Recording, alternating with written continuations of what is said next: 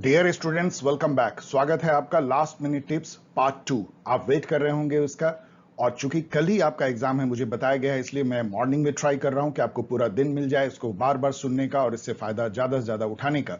ये MA pol science की जो एग्जाम CUET PG 2022 जो 9 सितंबर 2022 को है उसके लिए बनाया गया है। ये पार्ट 2 है। पार्ट 1 का लिंक आप डिस्क्रिप्शन में देख सकते हैं। आई होप अभी तक आपने पार्ट 1 देख लिया है। ये एक कंटिन्यूएशन में है। ये यूजफुल होगा DUET UGC नेट एंड किसी भी कॉम्पिटिटिव एग्जाम के लिए बिना किसी भूमिका के लिए। चलिए जल्दी शुरुआत करते हैं लास्ट मिनट टिप्स। आपको पता है मैंने बहुत सारे थीम उसमें कवर कर दिए थे, western political thought, Indian political thought and comparative politics. अब हम लोग बाकी बचे हुए जो थीम है एज पर the new syllabus of CUET PG pol science, उसको कि उसका कोड है 42 PGQP 42 कहते हैं, उसका न्यू सिलेबस। उसमें जो इंडियन गवर्नमेंट एंड पॉलिटिक्स है उससे चलिए शुरुआत करते हैं। आप यहां देख सकते हैं कि 3 स्लाइड में मैंने इसको समेटने की कोशिश की है। लंबा इसमें सिलेबस है। यहां मैं आपको बता दूं कि 2 तरह से इसमें क्वेश्चन पूछे जाते हैं। 2 मतलब धाराएं हैं। एक हैं जो क्वेश्चन काफी ज्यादा कंटेम्प्रेरी या जो प्रैक्टिसेज होते हैं पॉलिटिकल प्रोसेसेस के, कौन कमिटी है, कौन से फेमस केस हैं, किसने इंडियन पॉलिटी पे बुक्स लिखा, क्या क्वाइन किया, इस तरह की बातें जो है, ऑथर, बुक्स एंड ऑल, ये सब चीजें ज्यादा पूछे जाते हैं जो DUET पूछता था, JNU पूछता था।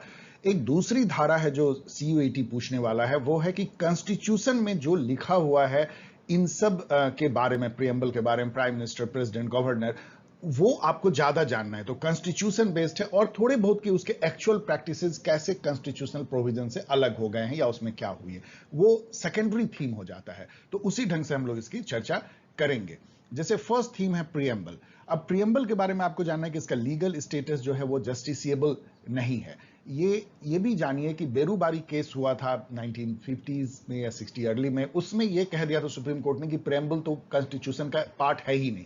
लेकिन बाद में केशवानंदा भारती केस और LIC केस में, जो दोनों बहुत फेमस केस हैं, खासकर केशवानंदा भारती, इसमें बेसिक स्ट्रक्चर डॉक्ट्राइन आया, उसमें कहा गया कि नहीं, प्रेम्बल जो है वो इंटीग्रल पार्ट है लेकिन सेल्फ स्टैंडिंग नहीं है और जस्टिसेबल नहीं है। मतलब उसके धाराओं को कॉन्स्टिट्यूशन के कंसर्न्ड आर्टिकल से ही मिला करके उसकी मीनिंग निकाली जा सकती है, लेकिन वो इंटीग्रल पार्ट है। पहले ही समझ लीजिए, उसको कानूनी रूप से आप कोर्ट में नहीं जा सकते, जस्टिसेबल नहीं है।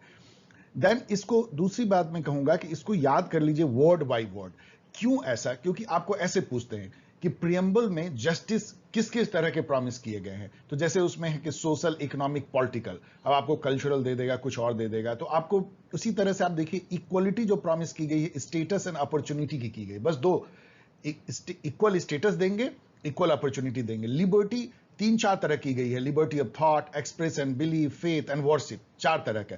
तो ये चीजों को आपको याद रखना है, इसलिए बहुत छोटा सा है, 5 मिनट लगता है, 5 बार पढ़ लीजिए। 42वां अमेंडमेंट जरूर याद रखिए, जिसके तहत की प्रेम्बल को पहली और अंतिम बार जो है वो संशोधित किया गया है। उसमें 3 वर्ड डाले गए थे। क्या क्या आपको पता है? Secular, socialist and integrity. अब आइए कॉन्स्टिट्यूएंट असेंबली पे। कॉन्स्टिट्यूएंट असेंबली में आपको बहुत चीजें जाननी चाहिए, मैंने गाइड में दिया, और मुझे आशा है कि आप मेरे गाइड को पढ़ने के बाद इसको पढ़ रहे होंगे। और ऑब्जेक्टिव पॉलिटिकल साइंस भी आपने 1500 क्वेश्चन देख लिया होगा, इसलिए मैं उसके ऊपर ये बातें कर रहा हूं। कॉन्स्टिट्यूएंट असेंबली जो है उसकी जो फॉर्मेशन हुई थी वो कैबिनेट मिशन प्लान 1946 के तहत हुई थी। उसमें इनडायरेक्टली इलेक्शन हुआ था, मतलब जो प्रोविंशियल लेजिस्लेटिव असेंबली के मेंबर्स थे, जो खुद केवल 11% जनताओं के द्वारा चुने गए थे, उस समय फ्रेंचाइज राइट या वोटिंग राइट लिमिटेड थी, उनके द्वारा ये इनडायरेक्टली चुने गए थे। और ये जो है, ये जो कॉन्स्टिट्यूट हुई थी 1946 में, आज़ादी के पहले ही हो गई थी। उसमें दिसंबर के महीने में 1946 में ही ऑब्जेक्टिव रिजोल्यूशन नेहरू जी ने प्रस्तुत किया था। वो उसका एक तरह से कोर बन गया, जो उसके प्रेम्बल में भी दिखता है। उसमें कितने मेंबर्स थे ये देख लीजिए। ड्यूरेशन भी पिछले बार पूछा गया है, 2 साल 11 महीने 18 दिन, लाइक दैट, ये सब याद कर लीजिए। उसके जो मेंबर्स, जो खासे, जो महान महान मेंबर्स थे, और वो जिन कमेटी को हेड करते थे, लाइक ड्राफ्टिंग कमेटी के चेयरमैन जो है अम्बेडकर थे, नेहरू जी यूनियन कमेटी को हेड करते थे, प्रोविंशियल कमेटी को पटेल जी हेड करते थे। इस टाइप का जो जितने भी जो कमिटीज हैं वो जरूर आप देख लीजिए, ये हर जगह पूछा जाता है। इसके अलावा जो उनकी फर्स्ट एंड लास्ट मीटिंग हुई है वो देख लीजिए, शायद 24 जनवरी 1950 को लास्ट मीटिंग हुई है, वो सब देख लीजिए, फर्स्ट मीटिंग कब हुई है। जो डिफरेंट ऑफिस होल्डर थे, जैसे इसमें ट्रिविया पूछा जाता है कि डॉक्टर सच्चिदानंद सिन्हा कुछ दिनों के लिए जो है वो इंटरिम प्रेसिडेंट थे। जो परमानेंट प्रेसिडेंट राजेंद्र प्रसाद थे, मिस्टर अब देख लीजिएगा वाइस प्रेसिडेंट कौन थे, मिस्टर मुखर्जी या चौधरी, देख लीजिएगा, मैं थोड़ा भूल रहा हूं, आरसी मुखर्जी या कुछ इस टाइप का है। तो ये सारी चीजें ऑफिस होल्डर्स आपको पता होनी चाहिए। इसके अलावा बहुत सारे ट्रिविया इसमें आप जान सकते हैं, जैसे ग्रेनविल ऑस्टिन ने कहा कि कॉन्स्टिट्यूएंट असेंबली में एक तरह का ओलिगार्ची बन गया था 4 लोगों का, नेहरू, पटेल, आजाद और प्रसाद, ये जो राजेंद्र प्रसाद, ये 4 लोग जो हैं ओलिगार्ची बनाते थे, जिसमें कि अंबेडकर को बाहर रखा गया था। ये सब छोटी छोटी ट्रिविया है। कॉन्स्टिट्यूशन को किसने क्या कहा, ये सब भी ट्रिविया है, आप ये सबको मेरे गाइड से पढ़ लीजिएगा। पार्लियामेंट के बारे में देखिए तो इसका सबसे इंपॉर्टेंट आपको समझना है कि प्रेसिडेंट इंटीग्रल पार्ट है पार्लियामेंट का। तो parliament consist of Lok Sabha, Rajya Sabha and president, ये याद रखिएगा। स्पीकर, डिप्टी स्पीकर बारे में बहुत चीजें आपको जाननी चाहिए। स्पीकर का चुनाव जो है वो इलेक्शन कमीशन का कोई रोल नहीं होता है, खुद ही सभाध्यक्ष जो चुने जाते हैं लोकसभा के अंदर से, और डिप्टी स्पीकर भी इस तरह चुने जाते हैं। स्पीकर को बहुत सारे अधिकार हैं। लोकसभा के अंदर जो कुछ भी होता है उसका मास्टर वही होता है, वही तय करता है कैसे दिन का प्रोग्रेस होगा, किसको कितना देर अलाउ करना है, वही मनी बिल को सर्टिफाई करता है, ये बहुत इंपॉर्टेंट है। इसके अलावा ज्वाइंट सीटिंग जब होती है लोकसभा राज्यसभा की, तो उसको भी प्रिजाइड जो है वो स्पीकर ही करता है। स्पीकर अपना इस्तीफा डिप्टी स्पीकर को सौंपता है और किसी को नहीं, और डिप्टी स्पीकर स्पीकर को, ये भी पूछा गया है। बिल कैसे पास होते हैं ये भी आपको जानना चाहिए। ऑर्डिनरी बिल जो है कहीं भी दोनों में से किसी हाउसेज में प्रस्तुत किया जा सकते हैं, दूसरा हाउस उसको रोक सकता है, अमेंडमेंट कर सकता है, लेकिन उसको डेडलॉक तोड़ने के लिए जो है ज्वाइंट सीटिंग 108 जो आर्टिकल है उसके तहत निहित है। मनी बिल का बहुत अलग है, जो कि 109 में वर्णित है कि मनी बिल कैसे पास किया जाएगा। 110 में मनी बिल का डेफिनेशन है, उसमें यह है कि 14 दिन से अधिक राज्यसभा नहीं रख सकती है। अमेंडमेंट कोई भी करती है उसको लोकसभा मानने के लिए बाध्य नहीं है। क्योंकि मनी बिल पैसे का मामला है तो इसे लोकसभा को इसमें ज्यादा पावर दिए गए हैं। अमेंडमेंट बिल भी जो है अलग तरीके से पास होता है, इसमें स्पेशल मेजोरिटी चाहिए होती है। कई कई केसेस में 50% ऑफ स्टेट का रेटिफिकेशन भी चाहिए होता है, जहां स्टेट उससे अफेक्टेड हो रहे हो। अमेंडमेंट और मनी बिल को जो है प्रेसिडेंट को एसेंट देना ही पड़ता है, मतलब अप्रूवल देना ही पड़ता है, यदि पास हो गए उसको लौटा नहीं सकते हैं। जबकि ऑर्डिनरी बिल को वो एक बार लौटा सकते हैं और अनंत काल तक पेंडिंग भी रख सकते हैं। बजट कैसे पास होती है ये तो जानना आपको बहुत जरूरी है। सबसे पहले जो डिमांड फॉर ग्रांट पे वोटिंग होती है, जनरल डिस्कशन होता है, फिर डिमांड फॉर ग्रांट जो हर मिनिस्ट्री जो पैसा मांगती है बजट में प्रोग्राम प्लान प्रोग्राम के लिए, प्रोजेक्ट के लिए, उस पर बहस होती है, डिमांड फॉर ग्रांट, और फिर पास होती है। कुछ एक्सपेंडिचर डायरेक्टली जो है जो सीएफआई हमारा कंसोलिडेटेड फंड ऑफ इंडिया उस पर चार्ज कर दिया जाता है, जैसे प्रेसिडेंट का सैलरी या जजेस की सैलरी एंड अदर्स, जो हमारा सॉवरेन कमिटमेंट है। इन दोनों एक्सपेंडिचर को लेकर के अप्रोप्रिएशन बिल पास होती है, और फाइनली रेवेन्यू कलेक्शन के लिए टैक्सेशन प्रपोजल फाइनेंस बिल के थ्रू जो है पास होती है। ज्वाइंट सिटिंग मैंने आपको बता दिया। स्पेशल पावर राज्यसभा का 2 जगह पे दिखता है, एक है ऑल इंडिया सर्विसेज क्रिएट करने में, और दूसरा ऐसे बिल को लोकसभा पार्लियामेंट कंसिडर कर सकती है ऐसे सब्जेक्ट पे जो कि स्टेट सब्जेक्ट के अंदर है, तो यदि राज्यसभा 2/3 बहुमत से ऐसी रिजोल्यूशन पास कर दी। ये 2 उसके स्पेशल पावर हैं। पार्लियामेंट बाय लॉ में प्रोवाइड, पार्लियामेंट बाय लॉ मतलब कि बहुत सारे जगह आप कॉन्स्टिट्यूशन में देखेंगे कि बहुत सारे रूल्स एंड रेगुलेशन जजेस से रिलेटेड, मेनी हाई कोर्ट से रिलेटेड, या इवन एग्जीक्यूटिव से रिलेटेड, किसी पॉलिसी से रिलेटेड, यदि या किसी एजेंसी से रिलेटेड, जो भी पार्लियामेंट ने लॉ से बना दिया, तो जितने भी कानून के रूप में यदि कोई पॉलिसी बनती है या कोई रूल्स रेगुलेशन बनता है तो वो पार्लियामेंट का अधिकार होता है। याद रखिएगा, ये आपको कई जगह जो है पूछा जा सकता है। इसके अलावा पार्लियामेंट्री कमेटी के बारे में जान लीजिएगा। बहुत सारे इसमें जीके टाइप के क्वेश्चन है कि सबसे बड़ी कमेटी एस्टीमेट कमेटी होती है, 30 मेंबर होते हैं, सारे के सारे लोकसभा से होते हैं। पब्लिक अकाउंट कमेटी जो होती है पीएससी, वो बहुत ही इंपॉर्टेंट है, उसमें 15 मेंबर जो है लोकसभा से और 7 जो है राज्यसभा से होते हैं। 22 मेंबर बाई कन्वेंशन जो है पीएससी के चेयरपर्सन जो है अपोजिशन पार्टी से लिए जाते हैं। तो इस टाइप के बहुत सारी कमिटीज के बारे में आपको जानना चाहिए, सब गाइड में है। कैबिनेट जो है ये आपके सिलेबस में, कैबिनेट और काउंसिल ऑफ मिनिस्टर में थोड़ा फर्क समझना चाहिए। कैबिनेट मिनिस्टर वो होते हैं जो सबसे सीनियर मिनिस्टर होते हैं, जो इंडिपेंडेंट चार्ज देते हैं।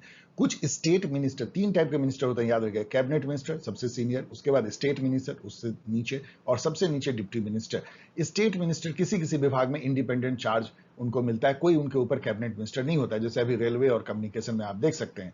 वहां पे जो कैबिनेट की बैठक होती है उसमें केवल कैबिनेट मिनिस्टर भाग लेते हैं, और जो स्टेट मिनिस्टर जो कि इंडिपेंडेंट चार्ज इनको दिया गया है, ये दोनों कैबिनेट की मीटिंग में भाग लेते हैं। यहां आपको कलेक्टिव रिस्पॉन्सिबिलिटी भी याद रखना चाहिए कि कैबिनेट के जो मेंबर होते हैं या काउंसिल ऑफ मिनिस्टर के मेंबर कह लीजिए, वो इंडिविजुअली एंड कलेक्टिवली दोनों लोकसभा को रिस्पॉन्सिबल होते हैं। इसका मतलब ये होता है कि वो साथ ही तैरते हैं, साथ ही डूबते हैं। यानी कहने का मतलब है कि यदि मान लीजिए कोई मिनिस्टर के अगेंस्ट में कोई मोशन पास हो गया, कट मोशन, जिसमें पूरी मंत्रिमंडल गिर जाती है, और पूरी मंत्रिमंडल यदि मान लीजिए प्राइम मिनिस्टर रिजाइन करता है तो पूरी मंत्रिमंडल ही गिर जाती है। तो कलेक्टिव रिस्पॉन्सिबिलिटी है, इंडिविजुअल रिस्पॉन्सिबिलिटी भी है। मतलब एक मंत्री कैबिनेट के फैसले से अलग नहीं जा सकता है, चाहे उसकी इंडिविजुअल व्यक्तिगत राय कुछ भी हो। ये हम लोगों ने यूके से लिया है। प्राइम मिनिस्टर सबसे इंपॉर्टेंट फंक्शनरी है कॉन्स्टिट्यूशनल, लेकिन केवल 3 ही आर्टिकल स्पेसिफिकली प्राइम मिनिस्टर के बारे में लिखती है। 74 ये लिखती है कि काउंसिल ऑफ मिनिस्टर होगा जिसको हेड प्राइम मिनिस्टर करेगा, और उसी के एड और एडवाइस से प्रेसिडेंट जो है सारे डिसीजन लेंगे। यही प्राइम मिनिस्टर को सारी पावर दे देता है। 75 आर्टिकल में लिखा हुआ है कि prime minister will be appointed by president. 78 में ये लिखा हुआ है कि प्राइम मिनिस्टर प्रेसिडेंट को जो है टाइम टू टाइम इंफॉर्मेशन देता रहेगा गवर्नेंस का कैसा चल रहा है and all that kind of. तो इसके अलावा प्राइम मिनिस्टर जो है बीइंग प्राइम मिनिस्टर वो नीति आयोग के चेयरपर्सन होते हैं, नेशनल डिजास्टर मैनेजमेंट अथॉरिटी के चेयरपर्सन, इंटर स्टेट काउंसिल के चेयरपर्सन, नेशनल इंटीग्रेशन काउंसिल के, CSI के बहुत सारे जो ऑर्गेनाइजेशन है उसके चेयरपर्सन प्राइम मिनिस्टर केवल इसलिए होते हैं कि वो प्राइम मिनिस्टर है, उसके लिए अलग से कोई सिलेक्शन या अपॉइंटमेंट नहीं होती है। प्राइम मिनिस्टर का क्रोनोलॉजी आपको याद रखना चाहिए, काफी पूछा जाता है कि चरण सिंह पहले आए, VP सिंह आए, बहुत सारे ट्रिविया कि मंडल कमीशन किसने लागू किया, तो VP सिंह ने। कौन प्राइम मिनिस्टर था जो कभी लोकसभा में कॉन्फिडेंस वोट प्रस्तुत ही नहीं किया, वो चरण सिंह थे। इस टाइप के जो है काफी सारे पूछे जाते हैं। जो किस पार्टी या कोलिशन से थे प्राइम मिनिस्टर, बीच में इतनी सारी खिचड़ी बनी, उसके चलते ये क्वेश्चन में आता लाइक जो यूनाइटेड फ्रंट की जो सरकार थी वो 96 में देवगौड़ा, इंद्र कुमार गुजराल थे, और नेशनल फ्रंट जो है VP सिंह और चंद्रशेखर, सब उनके VP सिंह बने थे उनके। तो ये सब चीजें पूछे जाते हैं, UPA NDA सब कोलिशन के बारे में पूछा जाता है, कौन उसके प्राइम मिनिस्टर रहे हैं। प्रेसिडेंट जो है, प्राइम मिनिस्टर तो रियल जो है डी फैक्टो पावर होल्ड करता है, लेकिन जो डी ज्यूरो या जो लीगली जो है कॉन्स्टिट्यूशन के अनुसार सारे पावर जो है प्रेसिडेंट में इंडिया में निहित है, लेकिन वो अपने आप कुछ नहीं करता, काउंसिल ऑफ मिनिस्टर के एड एंड एडवाइस से ही चलता है, जिसका हेड प्राइम मिनिस्टर करता है। इसलिए सारी पावर प्रेसिडेंट की प्राइम मिनिस्टर एक्चुअली यूज करता है। प्रेसिडेंट के जो प्रोविजन है कॉन्स्टिट्यूशन में आर्टिकल 52 से 62 तक है, आपको याद रखना चाहिए। 60 में उसके ओथ से रिलेटेड है। ओथ भी इसका बहुत कमाल का है, बहुत अलग है। प्रेसिडेंट और गवर्नर दोनों का ओथ में यह है कि preserve, protect and defend constitution. केवल 2 ही ऐसे फंक्शनरी होते हैं जो इस टाइप का प्रिजर्व, प्रोटेक्ट, डिफेंड का जो है वचन लेते हैं। बाकी के जो ओथ में इस तरह की बातें नहीं होती है। प्रेसिडेंट प्राइम मिनिस्टर को और सारे सीनियर फंक्शनरी, चाहे CAG हो, चाहे वो CVC हो, चाहे कोई भी और कॉन्स्टिट्यूशनल अथॉरिटी हो, सबको अपॉइंट जो है वो प्रेसिडेंट ही करते हैं, प्रेसिडेंट के नेम से होता है। इवन जो सिविल सर्वेंट्स होते हैं प्रेसिडेंट के ही द्वारा अपॉइंट किए जाते हैं और उनके प्लेजर पे ही नौकरी करते हैं। देन बहुत सारे जो कमीशन के हेड होते हैं, काउंसिल जैसे इंटर स्टेट काउंसिल, ये सबको कंस्टिट्यूट जो है वो प्रेसिडेंट ही करते हैं। डिस्क्रिशनरी पावर प्रेसिडेंट की बड़ी इंटरेस्टिंग होती है, उसको जानना चाहिए, बहुत ज्यादा नहीं है, लेकिन कॉन्स्टिट्यूशन में कुछ कुछ जगह पे दिया गया, लाइक आर्टिकल 83 के तहत है, मेमोरी से बोल रहा हूं, जहां पे कि डिसोल्यूशन ऑफ लोकसभा वो अपने विवेक से निर्णय ले सकते हैं, जहां पे कि प्राइम मिनिस्टर अपनी मेजोरिटी खो चुका है, काउंसिल ऑफ मिनिस्टर खो चुका है। ऐसा 1-2 बार हुआ है, नीलम संजीवा रेड्डी ने लिया था चरण सिंह के केस में। इसके अलावा जो है जब कोई किसी को बहुमत नहीं मिलता है तो किसको प्राइम मिनिस्टर अपॉइंट करे, वहां भी अपना डिस्क्रिप्शन ले सकते हैं। स्टेट के बिल से संबंधित जो है जो रिजर्व कर लेते हैं गवर्नर, उस पर भी अपना विवेक से निर्णय लेते हैं। कई जगह पे कुछ विवेक आ जाती है, मैंने ये कई जगह बताया है। इंपीचमेंट जो इनकी है प्रेसिडेंट की बहुत ही यूनिक तरीके से होती है। इसमें 2/3 जो है प्योर मेजोरिटी चाहिए, मतलब ये नहीं कि प्रेजेंट एंड वोटिंग, जितने मेंबर भी वोट करें पूरे हाउस का 2/3 होना चाहिए। इसको सुपर मेजोरिटी कहते हैं, सुपर मेजोरिटी ये चाहिए होती है। क्रोनोलॉजी जो है प्रेसिडेंट की और उनका जो वाइस प्रेसिडेंट से पेयरिंग है, ये सब भी पूछा गया है। इसके बारे में ट्रिविया भी बहुत सारा पूछा गया है। कौन प्रेसिडेंट जो है वो सबसे ज्यादा इंडिपेंडेंट माइंडेड थे, तो KR नारायण थे। एंड किसने जो है बिल लौटा दिया था, किसने अपनी माइंड चलाई थी, किसने जो है चरण सिंह को केयरटेकर प्राइम मिनिस्टर रहने दिया था, कौन प्रेसिडेंट ऐसे थे जो लेबर यूनियन के प्रेसिडेंट थे लाइक VV गिरी। ये सब सारी बातें जो है ट्रिविया में आती है, ये सब पूछा जाता है, मैंने कई जगह बताया है, आप थोड़ा सा ब्रेन में ले आइएगा। फंडामेंटल राइट्स के बारे में यदि देखें तो आर्टिकल 12 से 35 के बीच में है फंडामेंटल राइट। इक्वलिटी 14 से 18 के बीच में है। फ्रीडम जो हम 6 फ्रीडम हमें दी गई है वो, और फिर freedom of life, liberty and all, ये सब जो है 19 से 22 के बीच में है। इसी में अनटचेबिलिटी को भी जो अपराध 17 में घोषित कर दिया गया है। अगेंस्ट एक्सप्लॉयटेशन जो है वो 23-24 है। फ्रीडम ऑफ रिलीजन 25 से 28 में। कल्चरल एजुकेशनल 29-30 में। ये मैं आपको क्यों बता रहा हूं, इसमें बहुत लोग कंफ्यूज करते हैं और ऐसा पूछा जाता है। हर्ट एंड सोल जो है आर्टिकल 32 कॉन्स्टिट्यूशनल रेमेडी, जिसको कि ये अंबेडकर जी ने कहा था। आर्टिकल 13(2) जो है वो ये कहता है कि कोई भी एक्ट यदि बनती है जो फंडामेंटल राइट को इन्फ्रिंज करती है तो उसको नल एंड वाइड कर देगा कोर्ट। तो इसी से जो है जुडिशियल रिव्यू कोर्ट ले लेता है। इवन अमेंडमेंट को भी जो है एक तरह से लॉ ही माना जाता है। आर्टिकल 21 जो right to life and personal liberty है, वही जुडिशियल एक्टिविज्म को इंडिया में जन्म देता है। उसी के तहत सारे राइट्स को जो है बढ़ाते गए हैं, जैसे कि राइट टू प्राइवेसी इसी के तहत, इवन राइट टू एजुकेशन इसी के तहत आया है। 31 भी जानना चाहिए आपको कि लैंड रिफॉर्म के एक्ट को प्रोटेक्ट किया जाता है, इससे वो फंडामेंटल राइट से नहीं कटता है। इसके अलावा फंडामेंटल राइट और डीपीएसपी के बीच का जो द्वंद्व है वो भी आपको जानना चाहिए। अब तो दोनों को बराबर माना जाता है। इससे रिलेटेड जो फेमस केसेज हैं लाइक शंकरी प्रसाद केस, जिसमें कि ये कहा गया कि बिल्कुल कोई भी पार्ट को पार्लियामेंट अमेंड कर सकती है, फंडामेंटल राइट को भी, लेकिन उसको जो है गोलकनाथ केस ने पलट दिया कि नहीं, फंडामेंटल राइट को नहीं कर सकती है। फिर केशवानंदा भारती ने कहा यस कर सकती है, लेकिन बेसिक स्ट्रक्चर को चेंज नहीं कर सकती है, और वही बात मिनर्वा मिल केस में भी कही गई। बीच में एक सज्जन सिंह केस आई थी जिसमें कि बेसिक स्ट्रक्चर डॉक्ट्राइन का पहली बार जिक्र किया गया था। तो ये सब चीजें आपको जाननी चाहिए। फंडामेंटल ड्यूटीज यदि हम देखें, इस कड़ी को आगे बढ़ाते हैं, तो ये पार्ट 4 में इंस्क्राइब्ड है। इसमें आर्टिकल 51A है, जोड़ा गया है ये सब। 11th, पहले तो 10 ही फंडामेंटल ड्यूटी थे, उसमें 11वां जोड़ दिया गया 86 अमेंडमेंट राइट टू एजुकेशन के तहत जो आया था। स्वर्ण सिंह कमेटी के रिकमेंडेशन के बेसिस पर फंडामेंटल ड्यूटी इंदिरा गांधी जी लेके आई थी। ये भी कई जगह छुपा हुआ क्वेश्चन है, और ये इंस्पायर्ड था कॉन्स्टिट्यूशन ऑफ रसिया से, ये भी एक दो जगह पूछा गया है। यदि डीपीएसपी को देखें तो ये नॉन जस्टिसेबल है, कोर्ट में आप नहीं जा सकते हैं। इसको सर आइवर जेनिंग्स ने जो है पायस एस्पिरेशंस कहा है, ये भी पूछा जाता है। इसको जो टीके शाह ने अभी किसी उस्मानिया यूनिवर्सिटी ने पूछ दिया था कि एक ऐसा चेक है जो कि बैंक के कन्वीनियंस पे उसका पेमेंट डिपेंड करता है, मतलब आपके पास में चेक है लेकिन बैंक बोलेगा पैसे होंगे तो देंगे। तो ये टीके शाह ने कहा है डीपीएसपी के बारे में। देन इसके जितने जो इंपॉर्टेंट डीपीएसपी है ना, उसका आर्टिकल याद कर लीजिए, ये पूछा जाता है। जैसे कि मैंने यहाँ कुछ केवल दिया है। 44 यूनिफॉर्म सिविल कोड से रिलेटेड है, UCC. 48 environmental protection, 49 heritage and monument के प्रोटेक्शन, 50 कहता है कि सेपरेशन होना चाहिए एग्जीक्यूटिव का जुडिशरी से। 39 बीसी जो है distributive justice and social justice की बात करता है, जिसको प्रश्रय दिया गया है article 14 and 19 right to equality and right to freedom के ऊपर दिया गया 39 बीसी को। अमेंडमेंट जो है वो आर्टिकल 368 में है। यस, ये भी कई बार क्वेश्चन पूछ दिया था है किस आर्टिकल में अमेंडमेंट प्रोविजंस हैं। स्पेशल मेजोरिटी चाहिए 2/3 of present and voting, and total जो वोट कर रहे हैं वो 50% से ऊपर होना चाहिए। दोनों का एंड कंडीशन है, इसको स्पेशल मेजोरिटी कहते हैं। इसमें कोई ज्वाइंट सीटिंग का प्रोविजन नहीं है। प्रेसिडेंट को एसेंट मतलब अप्रूवल देना ही पड़ता है। अमेंडमेंट पावर पार्लियामेंट का बिल्कुल जो है अनलिमिटेड है, केवल एक ही से लिमिटेड होता है कि वो बेसिक स्ट्रक्चर को या बेसिक फीचर को चेंज नहीं कर सकते हैं, बाकी किसी भी पार्ट को पार्लियामेंट अमेंड कर सकती है। Basic structure doctrine Kesavananda Bharati case 73 से उभर के आया, जो मिनर्वा मिल केस में जिसको फिर से कंफर्म किया गया। अभी तक कोई नहीं जानते कि बेसिक स्ट्रक्चर क्या क्या इंक्लूड करती है, लेकिन कोर्ट ने कई बार ये बताया है। उससे एक लिस्ट बन गई है जो किताबों में आपको मिलती है, लाइक फेडरलिज्म है, सेपरेशन ऑफ पावर है, इंडिपेंडेंस ऑफ जुडिशरी है, like that. Important and latest amendment जरूर देख लीजिए, बहुत सारे अमेंडमेंट, जैसे कि 61st अमेंडमेंट से जो है वो वोटिंग एज को घटाया गया था। तो 91st अमेंडमेंट से 15% की लिमिट की गई थी मिनिस्टर्स का।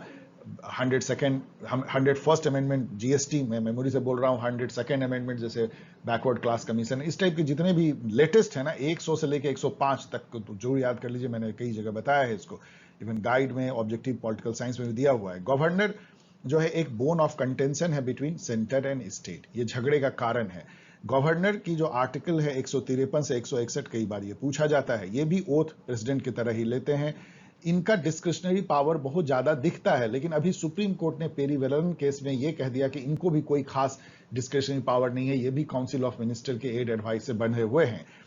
टेनियर इनका जो है कोई फिक्स नहीं होता, प्रेसिडेंट के मर्जी पे होते हैं। एक इससे ट्रिविया जुड़ा हुआ है कि वीपी सिंह जब प्राइम मिनिस्टर बने थे तो एक साथ 18 गवर्नर का रेजिग्नेशन एक ही दिन में ले लिया गया था।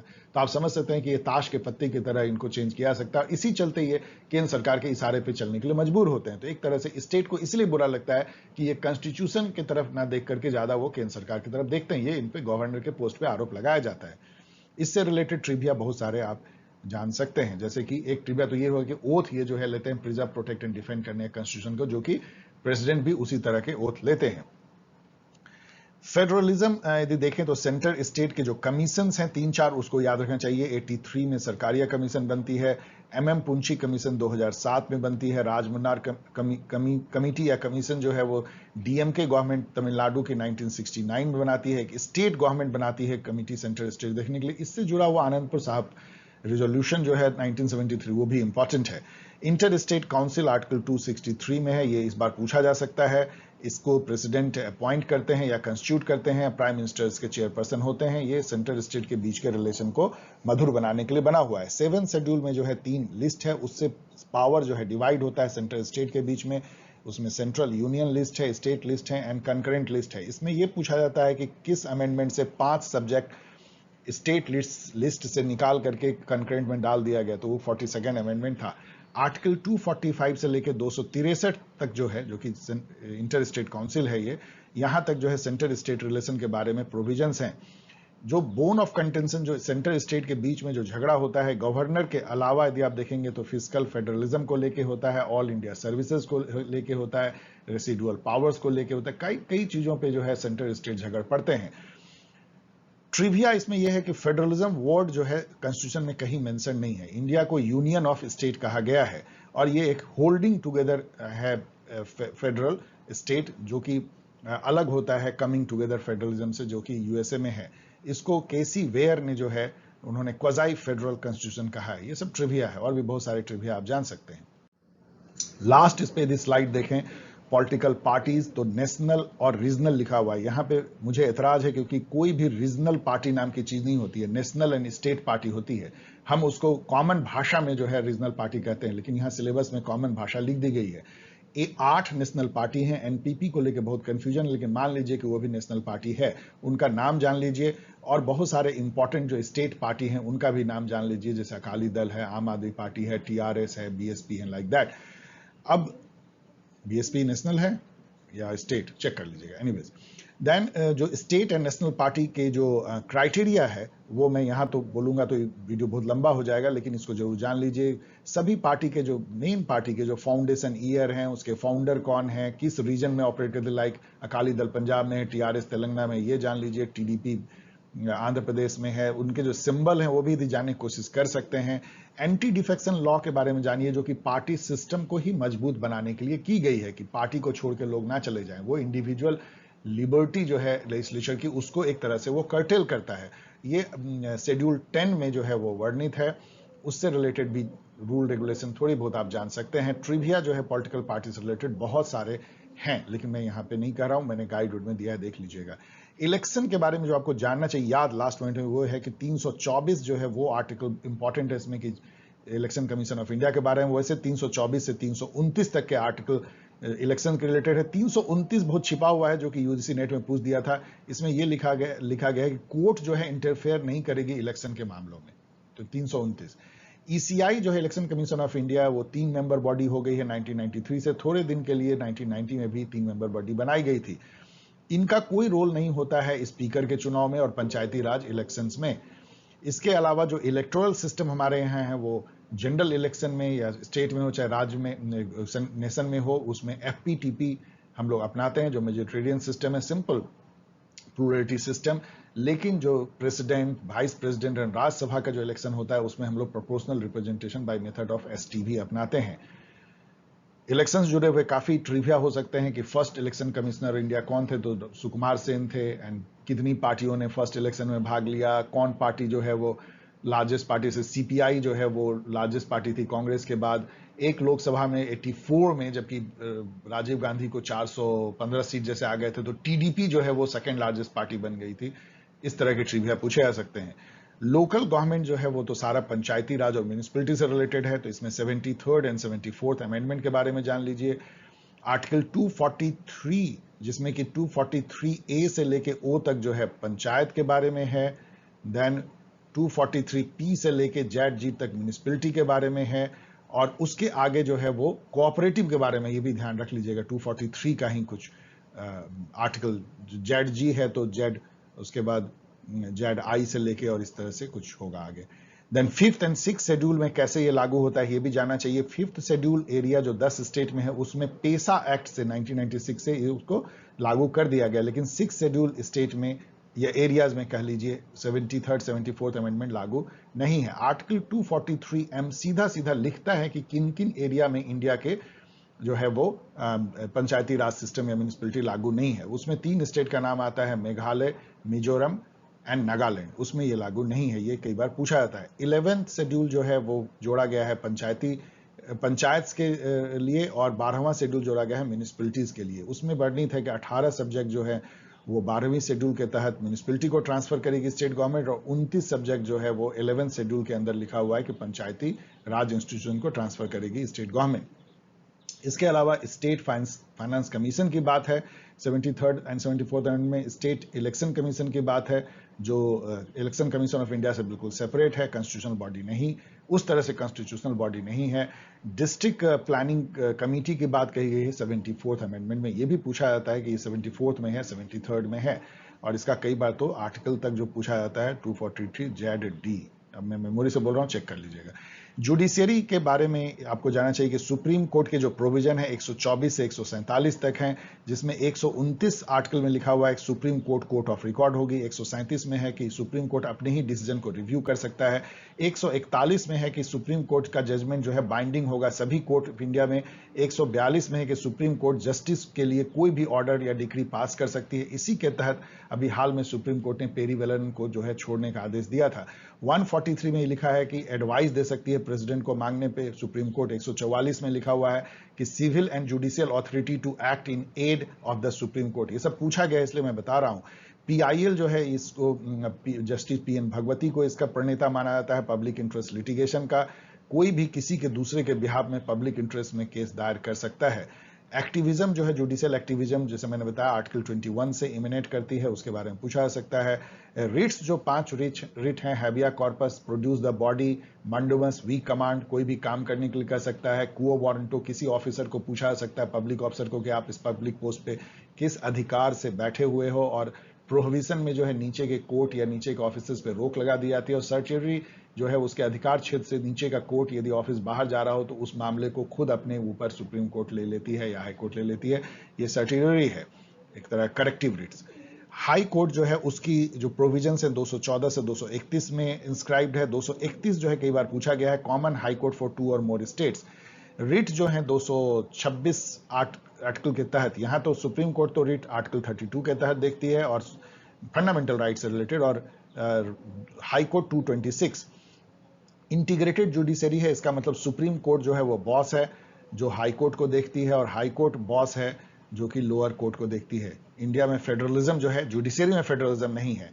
सबऑर्डिनेट कोर्ट जो डिस्ट्रिक्ट एंड सेशन जज आते हैं, मुंसिफ मजिस्ट्रेट आते हैं, ये सब जो है आर्टिकल 233 से 237 तक लिखी हुई है। 233 यूजीसी ने पूछा है अपॉइंटमेंट ऑफ डिस्ट्रिक्ट जज।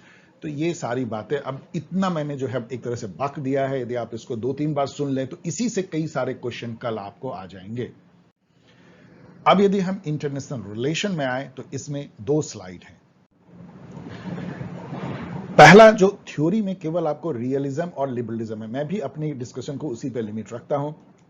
रियलिज्म जो है वो मानता है कि जो इंटरनेशनल रिलेशन की दुनिया जो है बड़ी खतरनाक है, इसमें इंटरेस्ट और पावर का गेम होता है।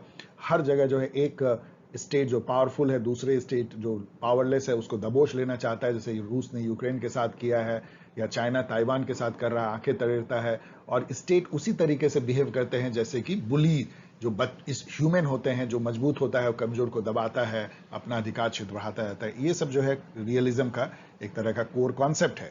इसमें जो क्लासिकल एंड वर्सेस नियो का जो डिवाइड है उस पर काफी क्वेश्चन पूछे जाते हैं। क्लासिकल रियलिज्म जिसके कि आप एक तरह से पिता थ्यूसिडाइडस को कह सकते हैं, मैकियावेली, हॉब्स, कार, मॉर्गेंथो। कार ने जो है 20 ईयर क्राइसिस लिखा था, मॉर्गेंथो ने पॉलिटिक्स अमॉन्ग नेशन लिखा था, और ये एक तरह से मॉडर्न जमाने में क्लासिकल रियलिज्म के पिता माने जाते हैं। इन्होंने 6 प्रिंसिपल दिया था। इनका कहना था कि इंटरेस्ट और पावर, इसी का गेम जो है वो एक तरह से पूरा इंटरनेशनल पॉलिटिक्स है। और interest is defined in terms of power, national interest defined in terms of power. और मोरलिज्म का जो है कोई रोल नहीं है, इन्होंने मैकियावेली की तरह कहा था बेसिकली। नियो और स्ट्रक्चरल रियलिज्म जो है वो इस मायने में अलग हो जाता है क्लासिकल से कि वो जो एनार्किकल स्ट्रक्चर है इंटरनेशनल सिस्टम का उस पे ज्यादा फोकस करता है, ह्यूमन नेचर पे बेस्ड थ्योरी नहीं बनाता है, स्ट्रक्चर पे बेस्ड थ्योरी बनाता है, इसलिए इसको स्ट्रक्चरल रियलिज्म भी कहते हैं। केनिथ वॉल्ज इसके फादर माने जाते हैं, जिन्होंने 1979 में थ्योरी ऑफ इंटरनेशनल पॉलिटिक्स लिखा कुछ और ऑथर के साथ मिल करके। मैसियमर जो है, जॉन मैसियमर, ये ऑफेंसिव न्यू रियलिस्ट मानते हैं। ऑफेंसिव मतलब जो स्टेट को पावर मैक्सिमाइजर मानता है। डिफेंसिव जैसे रॉबर्ट जर्विस हैं जो कि स्टेट को सिक्योरिटी मैक्सिमाइजर मानता है। रॉबर्ट मॉर्टन कपलान जो हैं ये सिस्टम अप्रोच के प्रणेता हैं। स्टीफन वॉल्ट जो हैं ये भी सॉफ्ट रियलिज्म को मानते हैं। नियो क्लासिकल रियलिज्म जो है वो इंटरनेशनल सिस्टम और डोमेस्टिक दोनों को मिला करके और कॉग्निटिव एंड अदर एस्पेक्ट, तीन चीजों को मिला के इंटरनेशनल रिलेशन बनाने की कोशिश करता है थ्योरी। इसको गेडन रॉस जो हैं वो इन्होंने इसको क्वाइन किया था नियो क्लासिकल रियलिज्म को, और फारिद जकरिया आप याद कर सकते हैं, एक जगह पूछा गया है। जो टर्म रिलेटेड है रियलिज्म से, दोनों रियलिज्म मिला दें नियो और क्लासिकल, तो interest, power, balance of power, polarity जैसे बाइपोलरिटी, मल्टीपोलरिटी, ये सब जो पावर का जो अरेंजमेंट स्ट्रक्चर कह लीजिए, डिस्ट्रीब्यूशन ऑफ कैपेबिलिटी, कौन ज्यादा कैपेबल है वही ज्यादा पावरफुल होगा। रिलेटिव गेन, रिलेटिव गेन का मतलब ये होता है कि यदि दो, मान लीजिए इंडिया पाकिस्तान जो है रिवर वाटर पे कोई समझौता करना चाह रहे हैं, तो यदि इंडिया ये सोचेगा कि हमको फायदा जो है मान लो 5 यूनिट हो रहा है और पाकिस्तान को 6 यूनिट, तो इंडिया बोलेगा नहीं हमको तो लॉस हो रहा है 1 यूनिट का, तो ये रिलेटिव गेन है, हम नहीं करेंगे ये समझौता। लेकिन लिबरलिज्म बोलता है एब्सोल्यूट गेन, यदि हमको 5 यूनिट हो रहा है तो I am not bothering about कि उसको पाकिस्तान को कितना हो रहा है, हमको 5 यूनिट हो रहा है तो हम ये समझौता कर लेंगे। ये एब्सोल्यूट गेन का प्रिंसिपल है। रिलेटिव गेन आप समझ गए कि मतलब कि यदि दूसरे विरोधी की यदि हमसे ज्यादा गेन हो रही है तो हम वो समझौता नहीं करेंगे, तो ये रिलेटिव गेन में बिलीव करते हैं। रिलेटिव गेम जो है जीरो सम गेम से उभरता है। मतलब जीरो सम गेम का मतलब क्या होता है कि यदि पाकिस्तान को मिल रहा है ज्यादा तो इसका मतलब हमको मिल रहा है कम। मतलब यदि हमारे दुश्मन को कुछ प्राप्त हो रहा है प्लस तो हमको माइनस हो रहा है, क्योंकि दोनों मिलके तो जीरो सम ही होगा, तो इसलिए इसको जीरो सम गेम कहते हैं। इस तरह के अप्रोच को एनार्की जो है वो इनका एकदम परपेचुअल मानना है कि एनार्किकल सिस्टम है, कोई वर्ल्ड गवर्नमेंट नहीं है जिसकी लाठी उसकी भैंस है, राइट माइट इज राइट का यहाँ पे चलता है। 3S पे ये बिलीव करते हैं, सर्वाइवल, सेल्फ हेल्प और स्टैटिज्म, मतलब स्टेट को प्रश्रय देते हैं। इंटरनेशनल रिलेशन में कोई बचाने वाला नहीं है, यूक्रेन को देख लीजिए, ताइवान को भी देख लीजिए, सेल्फ हेल्प ही आपका हेल्प है, और सर्वाइवल जो है हमेशा आपके लिए एक विकट समस्या रहती है, यूक्रेन उसका एग्जाम्पल है। लिबरलिज्म देखें तो वो एक अलग टाइप का दुनिया को अलग नजरिए से देखता है कि इसमें पीस लाया जा सकता है, कोऑपरेशन हो सकता है, ट्रेड से, इकोनॉमी से, इंटरडिपेंडेंस बन सकती है, कॉम्प्लेक्स इंटरडिपेंडेंस है, केवल स्टेट ही इंपॉर्टेंट नहीं है, नॉन स्टेट एक्टर्स भी हैं। इंटरनेशनल जो कोऑपरेशन है वो यदि रेजिम बना दे, कन्वेंशन बना दे, ट्रीटी बना दे, रूल बना दे, उसको सब मानेंगे। इंटरनेशनल जो सिस्टम है एक सोसाइटी की तरह है, उसमें हर nation state appropriate social behaviour करने की कोशिश करता है। ये सारी पॉजिटिव चीजें जो हैं वो लिबरलिज्म से आती हैं। क्लासिकल और नियो में इसको ही बांटा जाता है, वैसे उतना डीप डिवाइड नहीं है जैसे कि रियलिज्म में है। क्लासिकल में इमैनुअल कांत को आप याद कीजिए, उन्होंने परपेचुअल पीस का थ्योरी दिया था। थॉमस पेन को याद कीजिए, विल्सन जिन्होंने राष्ट्रपति भी थे, 14 पॉइंट प्रिंसिपल दिया था, इसी पे लीग ऑफ नेशन बनी हुई है। बेंथम यूटिलिटेरियनिज्म भी माने जाते हैं क्लासिकल लिबरलिज्म के एक प्रणेता। नियो जो लिबरलिज्म है उसमें रॉबर्ट कोएन, जोसेफ नोए ने कॉम्प्लेक्स इंटरडिपेंडेंस का थ्योरी दिया, वही कोर कॉन्सेप्ट है नियो लिबरलिज्म का। माइकल डॉयल ने जो है डेमोक्रेटिक पीस थ्योरी दिया, जो कि परपेचुअल पीस से निकलता है। डेविड मेट्रोनी ने फंक्शनल इंटीग्रेशन का थ्योरी दिया। ये सब मैं एक्सप्लेन नहीं कर रहा हूं, कल आपको याद दिला रहा हूं। जो इसमें टर्म इंपॉर्टेंट है वो है economic interdependence, complex interdependence, spill over effect. मतलब ये होता है कि यदि आप जैसे इंडिया चाइना, यदि इकोनॉमिक्स और ट्रेड में इतना ज्यादा हम एक दूसरे से डिपेंडेंट हो गए हैं तो हम लड़ेंगे नहीं, ये है स्पिल ओवर इफेक्ट। मतलब उसका इफेक्ट जो है दूसरे जगह भी चला जाता है, बॉर्डर डिस्प्यूट भी थोड़ा सॉफ्टन हो जाता है। International organisation, regime, international law, इन सब की महत्ता ये देते हैं। एब्सोल्यूट गेन तो मैंने आपको दे दिया, समझा दिया। रिलेटिव वर्सेस एब्सोल्यूट गेन हर जगह पूछा जाता है। ये पॉजिटिव सम गेम मानते हैं, मतलब ये win win situation. Pakistan 6 unit gain कर रहा है तो क्या हुआ, हम 5 यूनिट कर रहे हैं ना, दोनों मिलकर 11 यूनिट कर रहे हैं, तो पॉजिटिव सम गेम मानते हैं, जीरो सम गेम नहीं मानते हैं। इंस्टीट्यूशनल नॉर्म्स के अनुसार जो है स्टेट कोऑपरेट करते हैं, अप्रोप्रिएट सोशल बिहेवियर करते हैं, इंटीग्रेशन होती है इकोनॉमिक एंड ट्रेड से, अदर एरियाज में डेमोक्रेटिक पीस लाया जा सकता है, मतलब डेमोक्रेसी आपस में वॉर नहीं करेंगे। इस तरह की बातें लिबरलिज्म करती है। नियो रियलिज्म और नियो लिबरलिज्म के बीच में जो फर्क है और जो कॉमनलिटी ये भी पूछा जाता है। कॉमनलिटी देखिएगा तो दोनों ही जो है काफी एनालिटिकल हो गए हैं, साइंटिफिक हो गए हैं, इंपेरिकल हो गए हैं। दोनों ही स्टेट को रैशनल एक्टर मानते हैं। दोनों ये मानते हैं कि स्टेट कोई भी इंटरनेशनल रिलेशन में डिसीजन लेने में कॉस्ट बेनिफिट एनालिसिस करता है, मोरलिटी पे नहीं चलता है, कोई मोरल गाइडेंस का कोई रोल नहीं होता है। लेकिन जो नियो लिबरलिज्म है वो international regime, international cooperation, international law, convention, treaty, इसको मानता है कि वो मॉडरेट कर सकते हैं स्टेट के बिहेवियर को। इसके अलावा वो नॉन स्टेट एक्टर को भी प्रेशर देते हैं। रियलिज्म इन दोनों चीजों को नहीं मानता, ये रिलेटिव गेन में बिलीव करता है, तो ये एब्सोल्यूट गेन में। ये जो है regime and international regime law की इफिकेसी पे ये शक करता है और नॉन स्टेट एक्टर को उतना इंपॉर्टेंस नहीं देता है। आईआर का सेकंड यदि देखें तो कोल्ड वॉर पॉलिटिक्स है। इसमें जो टर्म है कोल्ड वॉर, खुद ही इससे क्वेश्चन पूछा जाता है कि ये किसने क्वाइन किया है। यदि एक ऑप्शन आए तो आप बर्नार्ड बरोच पे जा सकते हैं, वैसे जॉर्ज ऑरवेल और कुछ और लोगों ने भी इसको क्वाइन करने में हेल्प किया था।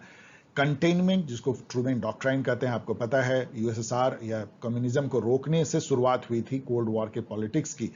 चर्चिल ने यह कहा था कि एक आयरन कर्टन जो है वो बन गया है यूरोप में, जो ईस्टर्न वेस्ट यूरोप में, वही कोल्ड वॉर की शुरुआत मानी जाती है। जुटेंट जो है वो एक तरह का रिलेशन जो ईस्ट वेस्ट, मतलब USA led world western world और यूएसएसआर लेड ईस्टर्न वर्ल्ड के बीच में थोड़ी रिलेशन में नरमी जो आई थी 1967 से 79 के बीच में, उसको डिटेंट कहा जाता है या डॉटेंट कह लीजिए, जिसे प्रोनाउंस करें। न्यू कोल्ड वॉर जो है एक डॉटेंट के बाद जो है एक बहुत इंटेंसिफाइड एक नया कोल्ड वॉर जो शुरू हो गया था 79, जिसमें कि रसिया ने या यूएसएसआर ने अटैक कर दिया था अफगानिस्तान पे। ये 1985 तक चलता है। जो इवेंट्स हैं, जैसे मैंने यहाँ कुछ ही दिए हैं आपको, बहुत सारे मैंने आईआर गाइड में दिए हैं या सीयूईटी गाइड में पढ़ लीजिए। कोरियन वॉर 50s में, कॉन्गो क्राइसिस, बर्लिन ब्लॉकेड 1948 में, बर्लिन वॉल 1961 में बना, 89 में ढह गया, क्यूबन मिसाइल क्राइसिस 1962 में, वियतनाम बाद 55 से 75 20 साल तक चलता रहा, अफगान वॉर 79 से 89 तक। देन आर्म ट्रीटी के बारे में पूछा जाता है, सॉल्ट 1 2 स्टार्ट 1 2। आईएनएफ बहुत इंपॉर्टेंट है, 1987 में हुई थी। न्यूक्लियर नॉन प्रोलिफरेशन ट्रीटी और सीटीबीटी, ये सबको जो है देख लीजिएगा, और भी जो ट्रीटी आर्म ट्रीटी हुए हैं ये सब मैंने गाइड में दिया है। देन जो आपको ऑर्गेनाइजेशन पढ़ने बहुत कम है, 5 ही ऑर्गेनाइजेशन है, NAM, SAARC, UNO and ASEAN, EU. तो उसके सब के जो हैं मेंबर्स कितने हैं, नैम के 120 हैं, सार्क के 8, यूएन के 193, साउथ सुडान लास्ट मेंबर है, एसीएन के 10, 5 फाउंडर हैं, 5 न्यू, दोनों जानना चाहिए। ईयू के 27 हैं, ब्रेक्सिट होने के चलते ईयू से इंग्लैंड निकल गया था तो 28 से 27 हो गया। इन सब के जो हेडक्वार्टर है कहाँ है, इनका लोगो, मोटो, विजन क्या है ये जान लीजिए। कब किस साल में सेटअप हुआ था, किस ट्रीटी से सेटअप हुआ, इनकी लास्ट समिट जो है 2022 में कब हुई है या उससे पहले, और करंट चेयर कौन है। जैसे कि आप देखें कि नाम का जो चेयर है अभी अजरबैजान है, तो इस टाइप से आपको सबका जानना चाहिए कि कौन चेयर है। यूएन के बारे में तो बहुत कुछ जानिए, मैंने गाइड में भी दिया है। इसके 6 ऑर्गन हैं, प्रिंसिपल ऑर्गन। याद रखिएगा कि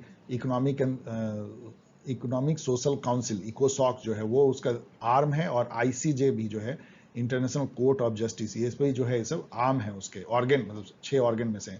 इसके 6 लैंग्वेज हैं, आप ऐसे याद कर सकते हैं कि इसमें अरबिक एंड स्पेनिश, केवल 2 अलग लैंग्वेज, बाकी जो 5 जो परमानेंट मेंबर हैं, इंग्लिश, फ्रेंच, रशियन, चाइनीज, ये उसके लैंग्वेज हैं। तो 6 लैंग्वेज याद कर लिए। पूछा गया है जो इसके डिफरेंट एजेंसी जो स्पेशलाइज एजेंसी हैं, ये सब के बारे में जानना चाहिए। आईटीयू है, आईपीयू है, आईए है, आईएमएफ है, सारे जो एजेंसीज इसके स्पेशलाइज एजेंसी है वो लिस्ट देख लीजिए, मैंने गाइड में भी दिया है। डिफरेंट काउंसिल्स के बारे में जानिए, जैसे ह्यूमन राइट काउंसिल है, इंडिया अभी उसका मेंबर भी है।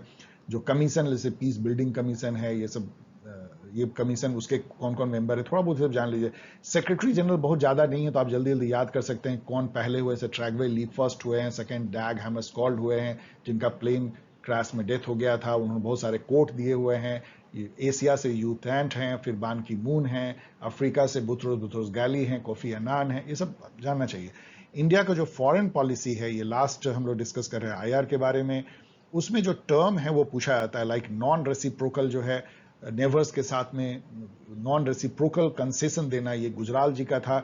Look and act East policy जो है, ये पहले नरसिम्हा राव और फिर मोदी जी लेके आए। Act East policy, Look West Modi ji लेके आए। नेवरहुड फर्स्ट भी अभी मोदी जी के समय में ये नारा लगा है। जेन्यून नैम जो है, ये मोरारजी देसाई जी ने कहा था कि हम जेन्यून नैम को अपनाएंगे। जो पीएम होते हैं वही फॉरेन पॉलिसी को डिसाइड करते हैं। आपने देखा कि इंदिरा गांधी के टाइम में एक हेगोमोनिक टाइप का फॉरेन पॉलिसी था, साउथ एशिया में इंडिया की हेगोमनी होनी चाहिए, तो गुजराल ने नॉन रेसिप्रोकल दिया, तो जेन्यून नाम दिया, मोदी जी ने दिया, नरसिम्हा राव ने लुकिस दिया। तो आप देख सकते हैं कि पीएम कैसे फॉरेन पॉलिसी को प्रभावित करते हैं। और जवाहरलाल नेहरू तो खुद फॉरेन मिनिस्टर ही थे और नाम के जो है प्रणेता थे उस समय। इंडो चाइना यदि रिलेशन देखें तो इसमें मैकमोहन लाइन जो है ये पूछा जाता है कौन से लाइन से बढ़ता है। अक्साई चीन जो है वो एक बोन ऑफ कंटेंशन है एरिया में, और इधर जो है अरुणाचल प्रदेश का कुछ इलाका। डोकलाम 2017 में होती है भूटान के प्लाटू, जिसपे कि इंडिया और चाइना का आर्मी आमने सामने आती है। गलवान वैली 2020 में होती है। जिंगजियांग प्रोविंस इसलिए मैंने दिया है कि यही सटा हुआ है जो अक्साई चीन इलाके में, जहां पे कि बॉर्डर डिस्प्यूट है। इंडो पाक में देखें तो सर क्रीक जो रैन ऑफ कच्छ में है वो एक बोन ऑफ कंटेंशन है, मतलब झगड़े का जड़ है। सियाचिन की ग्लेशियर, वुलर बराज हैं। इंडस वाटर ट्रीटी लगभग जो है वो सेटल हो चुकी है। इंडो यूएस में देखें तो 2+2 टॉक के बारे में पूछा जाता है कि 2+2 में कौन कौन से फंक्शनरी भाग लेते हैं, तो डिफेंस एंड फॉरेन मिनिस्टर दोनों के भाग लेते हैं। अभी रिसेंट जो हुआ है उसके बारे में देख लीजिएगा। बेका जो है बेसिक एक्सचेंज एग्रीमेंट जो है वो उसके बारे में पूछा था, 2020 में हुआ था। उसके पहले बहुत पहले 2008 में मुझे लगता है, ये डेट देख लीजिएगा, न्यूक्लियर डील हुआ था इंडिया यूएस के बीच में, उसको 1-2-3 एग्रीमेंट बोलते हैं, वो भी पूछा जाता है। जो ऑर्गेनाइजेशन यूएस के नेतृत्व में है इसमें इंडिया शामिल हुआ है, सबसे इंपॉर्टेंट क्वाड है जिसमें इंडिया यूएस के अलावा जापान ऑस्ट्रेलिया भी है। आईपीईएफ अभी जस्ट बनाया गया है तो वो पूछा जा सकता है। Indo Pacific economic forum framework कह लीजिए फॉर पार्टनरशिप, I2U2 अभी जस्ट बना है। इंडिया इजराइल 2 आई है और 2 यू है, यूएई और यूएसए। मालाबार एक्सरसाइज जो है ज्वाइंट नेवल एक्सरसाइज है, इसमें क्वाड के सभी मेंबर जुड़ते हैं।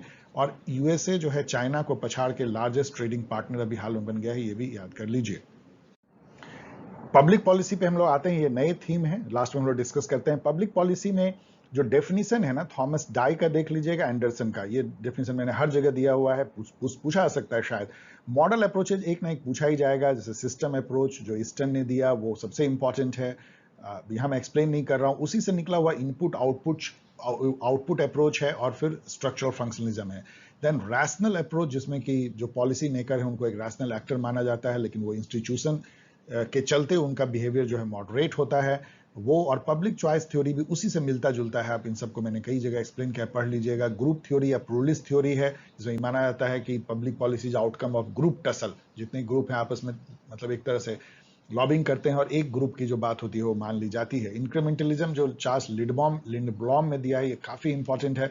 उसे माना जाता है कि पॉलिसी लाइक जस्ट ऐसे टिंकरिंग होती है, पास्ट पॉलिसीज में थोड़ी बहुत चेंज कर दिया जाता है, क्योंकि ग्रेजुअल चेंज ही लोग कर पाते हैं। लोगों को डर होता है कि कितना चेंज, मतलब रेडिकल चेंज ना करें।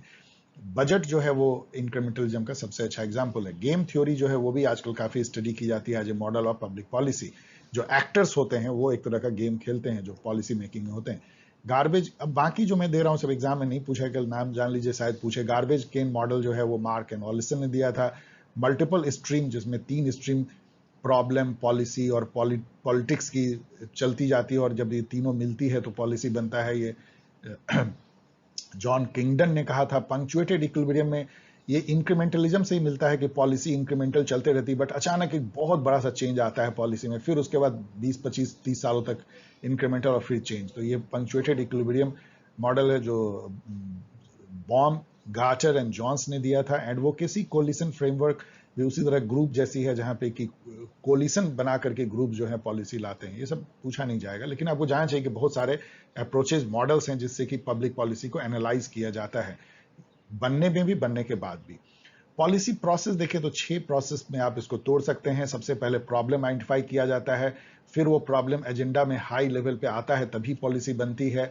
ये दोनों जो है पॉलिटिकल क्लास का रोल होता है इसमें। फिर पॉलिसी फॉर्मुलेट की जाती है, मतलब पॉलिसी फॉर्मुलेशन वो सॉल्यूशन है इस प्रॉब्लम का जो आइडेंटिफाई की गई, यहाँ पे पॉलिसी एक्सपर्ट का रोल आता है।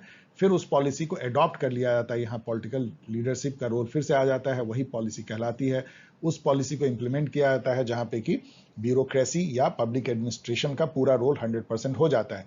फिर पॉलिसी को इवेल्युएट की जाती है, जहां यहाँ पॉलिसी एक्सपर्ट और एग्जीक्यूटिव दोनों ही उसको इवेल्युएट करते हैं। फीडबैक मतलब वो स्टेज है जहां पे कि यदि कुछ उसमें कोर्स करेक्शन है तो वो किया जाता है पब्लिक से लेकर के, कि वो जिस इंटेंशन से बनी थी या जिस प्रॉब्लम को दूर करने, क्या वो दूर हो रही है। यहाँ पे याद रखना चाहिए कि पब्लिक पॉलिसी एक तरह का डिसीजन मेकिंग है। जैसे हम डिसीजन लेते हैं कि आज शाम में इंटरटेन होना है तो सिनेमा जाना है या क्रिकेट मैच देखना है, उसी तरह से पब्लिक पॉलिसी होती है। लेकिन पब्लिक पॉलिसी एक सिंपल डिसीजन नहीं है, ये कलेक्टिव डिसीजन है। बहुत लोग मिल करके लेते हैं और ये जो प्रॉब्लम होती है वो भी कलेक्टिव होती है, वो पब्लिक प्रॉब्लम होती है, वो जनरल प्रॉब्लम नहीं होती है। मान लीजिए प्रॉब्लम है कि फार्मर सुसाइड कर रहे हैं, तो ये एक पब्लिक प्रॉब्लम है, कलेक्टिव प्रॉब्लम का collective decision making in A political system is nothing but public policy. समझिए इसको, public policy is a collective decision to solve a complex collective problem या public problem. इसके जो प्रकार होते हैं वो भी बहुत जगह पूछे जाते हैं, कोई एग्जांपल दे करके भी, जैसे लेजिस्लेटिव, एडमिनिस्ट्रेटिव, जुडिशियल, मतलब कौन बना रहा है, किस एरिना में बन रहा है। लेजिस्लेटिव बना है तो लेजिस्लेटिव पॉलिसी, जैसे आधार एक्ट बनी। एडमिनिस्ट्रेटिव, अधिकतर एडमिनिस्ट्रेटिव पॉलिसी बनती है। जुडिशियल भी जैसे क्रीमी लेयर पॉलिसी बनी। वेलफेयर पॉलिसी, जैसे जितनी भी फ्रीबीज पॉलिसी हैं कि free electricity, free water, free car, बस राइड एंड ऑल, ये सब वेलफेयर पॉलिसी हैं कि तीर्थाटन के लिए फ्री देंगे, पेंशन देंगे। Like education policy, foreign policy, defence policy, economic, मतलब किस डोमेन में बन रहा है उससे भी टाइप बन जाते हैं। Environmental policy, energy policy and all.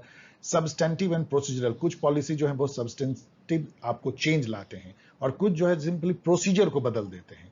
Then distributive, redistributive पे थोड़ा ध्यान दीजिएगा। जैसे कि अभी किसान सम्मान निधि है, उसमें फार्मर को पैसे दिए जाते हैं। मान लीजिए 2,000 रुपये महीना मान लीजिए दिया जा रहा है, अब अमाउंट देख लीजिएगा, शायद 6,000 है पर क्वार्टर। तो वो जो अमाउंट है वो सीधा डिस्ट्रीब्यूट कर रही है गवर्नमेंट, तो ये डिस्ट्रीब्यूटिव पॉलिसी है। लेकिन लैंड रिफॉर्म जो है वो सारे पॉलिसी रीडिस्ट्रीब्यूटिव है, मतलब पहले से डिस्ट्रीब्यूशन है उसको अब चेंज कर रही है गवर्नमेंट। रेगुलेटरी पॉलिसी लेकर के आते हैं, जैसे टेलीकॉम पॉलिसी में, ब्रॉडकास्टिंग पॉलिसी में, केबल नेटवर्क के पॉलिसीज में, ये सब रेगुलेटरी पॉलिसी हैं। जैसे अभी गवर्नमेंट लेके आएगी कि पीछे के सीट पे जो बैठे हैं कार में उनको भी सीट बेल्ट बांधना है। ये अभी काफी हल्ला चल रहा है साइरस मिस्त्री के डेथ के बाद। तो यदि ये पॉलिसी लेके आती है सरकार की पीछे के सीट पे हेलमेट लगाना है, ये सब रेगुलेटरी पॉलिसी है। सेल्फ रेगुलेटरी है कि आपको खुद कहा जाता है कि ऐसा कीजिए। खैर यहाँ पे रिपीट हो गई है। Okay, role of actors and agencies, जैसे देखिए नीति आयोग जो है बनाई गई थी पॉलिसी के लिए, नीति का मतलब ही पॉलिसी होते हैं, तो इसका तो रोल है, ये एक तरह का पॉलिसी एक्सपर्ट है, पॉलिसी को इवेल्युएट भी करती है। पॉलिसी एक्सपर्ट्स नीति आयोग से जुड़े भी होते हैं, अलग भी होते हैं, इनका भी रोल होता है। प्राइम मिनिस्टर का सुपर रोल होता है और उनके कैबिनेट का, प्राइम मिनिस्टर कैबिनेट का हेड होता है, तो प्राइम मिनिस्टर से ही सारे पॉलिसी वर्चुअली निकलते हैं। प्राइम मिनिस्टर ऑफिस जो है वो सबसे ताकतवर है पॉलिसी के संदर्भ में। जो लाइन मिनिस्ट्री होती हैं जो कि एक्चुअल काम करती है, like telecom ministry, railway ministry, postal ministry and energy ministry, power ministry, transport ministry, ये जो मिनिस्ट्रीज हैं वो बहुत बड़ी एक्टर हैं पॉलिसी बनाने में। पार्लियामेंट भी बहुत है, क्योंकि बहुत सारे पॉलिसी को जो है वो पार्लियामेंट से एक्ट पास कराने होते हैं, चाहे एनर्जी पॉलिसी बने, चाहे आधार बने, डीबीटी बने, तो इसलिए पार्लियामेंट जो है बहुत इंपॉर्टेंट एक्टर हो जाता है। और जुडिशियरी भी, क्योंकि आपने देखा कि कैसे स्पेक्ट्रम पॉलिसी थी उसको जुडिशरी ने चेंज कर दिया, कैसे कोल ऑक्शन की पॉलिसी थी उसको भी चेंज कर दिया। तो अब पॉलिसी मैटर पे भी जो है जुडिशरी अपनी नजर रखती है। रिजर्वेशन पॉलिसी पे भी कैसे उन्होंने क्रीमी लेयर लाया, जबकि ऐसा माना जाता था पहले कि पॉलिसी के अंदर जो है वो जुडिशरी नहीं जाती है, वो गवर्नमेंट का प्रेरोगेटिव है, एग्जीक्यूटिव प्रेरोगेटिव, लेकिन अब उस पर भी चले जाते हैं कोर्ट। तो judiciary is a very important actor in policy making arena. Then famous policy भी थोड़ा बहुत जान लीजिए, जैसे कि लैंड रिफॉर्म जो है रिडिस्ट्रीब्यूटिव पॉलिसी है। मैंने बताया कि जितने डायरेक्ट इनकम ट्रांसफर हैं, उसको डीबीटी कहते हैं, वो सब डिस्ट्रीब्यूटिव पॉलिसी है। Right to information, right to education, उसको क्या कहेंगे, वेलफेयर पॉलिसी कह सकते हैं। आधार, नरेगा, इसके बारे में जान लीजिएगा। आयुष्मान भारत जो कि जो यूनिवर्सल हेल्थ कवर के लिए 5 लाख पर एनम पर फैमिली दी जाती है as a insurance, medical insurance. Reservation policy, creamy layer, energy conservation, electric vehicle policy, freebie as welfare policy, ये सबको थोड़ा बहुत देख लीजिए। देन फाइनली यदि हम आए तो general issue of contemporary relevance में 3 हैं टॉपिक, ये तो मैंने अपने गाइड में काफी डिटेल में दिया हुआ है। ग्लोबल जस्टिस के बारे में देखें तो इसके मायने क्या हैं ये आपको जानना चाहिए। मतलब जस्टिस यदि ग्लोबल लेवल पे फैल जाए, जैसे हम रॉल का ले लेके डिफरेंस प्रिंसिपल है, इस तरह से इनइक्वलिटी या डिस्ट्रीब्यूशन इस तरह से इनकम वेल्थ का होना चाहिए कि उसको ग्रेटेस्ट बेनिफिट जो है लीस्ट एडवांटेज पर्सन को हो, मतलब पंक्ति में खड़ा सबसे अंतिम व्यक्ति को। तो वो क्या वर्ल्ड लेवल पे नहीं होना चाहिए? रॉल कहते हैं नहीं, इस पे उनकी बुराई भी की जाती है। क्यों ग्लोबल लेवल पे जस्टिस नहीं चाहिए? जस्टिस क्या स्टेट के या नेशन स्टेट के बाउंड्री से रुक जाती है? ये सारे इशू जो हैं ग्लोबल जस्टिस में आते हैं। इसमें जो थिंकर्स हैं वो पूछा जाता है। रॉल्स ने लॉज ऑफ पीपल लिखा जो ग्लोबल जस्टिस पे काफी बातें करता है। उन्होंने एक तरह का प्रोसीजरल बनाया कि इस तरह से ग्लोबल जस्टिस लाया सकती है। थॉमस पॉग हैं, अमृत्य सेन ने आइडिया ऑफ जस्टिस दिया, ग्लोबल जस्टिस पे लिखा उन्होंने। चार्ल्स बेइज हैं, मार्था नॉसबॉम हैं, हेनरी ओडेरा ओकुरा और सेमन केनी, ये सब का नाम याद रख सकते हैं। कहीं पूछा सकता है इसमें से किसने जो है ग्लोबल जस्टिस पे से रिलेटेड है। नेशनलिज्म पे देखें तो इसका जो मायने हैं, नेशनलिज्म का मतलब एक तरह का एक कम्युनिटी, एक पॉलिटिकल कम्युनिटी जो अपने को सोचता है कि हम एक जैसे हैं वर्ल्ड व्यू में, खाने पीने में, देखने में, रेसियल में, लैंग्वेज में, रिलीजन में, चाहे जिस भी बेसिस पे हम एक जैसे हैं, एक साथ रहते आए हैं, एक साथ हम लोग इतिहास जिया है सॉरी, और एक साथ ही इतिहास में आगे बढ़ेंगे, उसको नेशन कहते हैं। कई जगह उसको, जैसे बेनेडिक्ट एंडरसन, उसको इमेजिन कम्युनिटी मानते हैं कि एक मान लिया गया है कि नेशन है। नेशन और स्टेट में जो रिलेशन है ये बड़ा इंटरेस्टिंग है। नेशन जो है एक तरह का जो है सोशियो कल्चरल इंटिटी है, ये कोई टेरिटोरियल इंटिटी नहीं है। एक ही नेशन के लोग 50 जगह बिखरे हो सकते हैं। आप ज्यूज नेशन को याद कीजिए, कितने कंट्री में बिखरे हुए थे। फिलिस्तीनी अभी भी कोई स्टेट नहीं है लेकिन नेशन है, वो कर्ड पीपुल नेशन है। तो वो लेकिन जब स्टेट जो है एक टेरिटोरियल कॉन्सेप्ट है, एक बाउंड्री से घिरा हुआ एक राजनीतिक इंटिटी जो सॉवरेन है, तो यदि एक नेशन को अपना स्टेट मिल जाता है तो वो नेशन स्टेट हो जाता है। अब एक ही स्टेट में 3-4 नेशन रह सकते हैं, मल्टी नेशनल स्टेट भी होते हैं। अब रसिया में देखिए, यूएसएसआर एक नेशन स्टेट था, उसमें कितने थे। इंडिया में माना जाता है कि बहुत तरह के जो इथनिसिटी और कई जगह, कई कंट्री में, बड़े बड़े कंट्री में ऐसा माना जाता है। तो वैसे में एक नेशन होना, और किस बेसिस पे नेशन, क्या एक लैंग्वेज को लोग नेशन होंगे, एक रिलीजन के होंगे, इस पर जो है यक्ष प्रश्न है, ये इस पर चलता रहता है विवाद। तो nation and state, nation state को माना जाता है कि एक स्टेट और एक नेशन को टर्मिनस है, लेकिन ऐसा होता नहीं है। ऑथर यदि देखें तो बेनेडिक्ट एंडरसन ने इमेजिन कम्युनिटी का कॉन्सेप्ट दिया, याद रखिएगा।